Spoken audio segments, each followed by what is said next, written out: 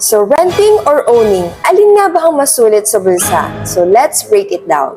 Alam mo, maraming nagdadalawang isip kung mag-renta muna or bumili ng bahay. Pero ang totoo talaga, saan ka ba mas makakatipid in the long run? Kapag nag-rent ka, oo, mas mababa ang initial cost, wala kang down payment, wala kang maintenance worries, at anytime pwede kang lumipat. Pero isipin mo rin every month may lumalabas na pera na hindi bumabalik, walang asset na napupunta sa'yo. Now, kung mag-own ka, oo, medyo mabigat sa simula kasi may down payment, monthly amortization, at iba pang fees. Pero habang tumatagal, binabayaran mo na yung sarili mong property, hindi ng iba. At kung rent-to-own pa, mas sulit kasi same lang halos sa renta. Pero, sa'yo mapupunta yung property.